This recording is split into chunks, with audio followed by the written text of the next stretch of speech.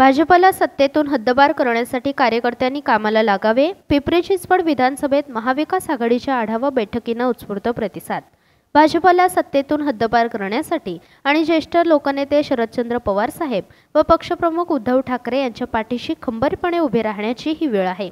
त्यासाठी मावळ लोकसभा मतदारसंघातील महाविकास आघाडीचे अधिकृत उमेदवार संजोग वाघेरे पाटील यांना प्रचंड बहुमताने विजयी करून त्यांना लोकसभेत पाठवण्याचा निश्चय पदाधिकारी व कार्यकर्त्यांनी केला आहे.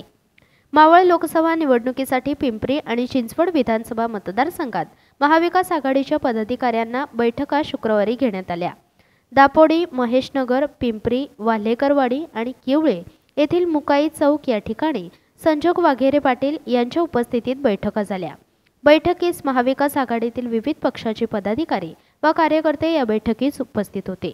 दरम्यान महाविकास आघाडीचे पदाधिकारी व कार्यकर्त्यांनी हेवे दावे बाजूला सारून एक दिलाने शिवसेना उद्धव बाळासाहेब ठाकरे पक्षाचे उमेदवार संजोग वाघेरे पाटील यांचे काम करण्याची ग्वाही यावेळी दिली.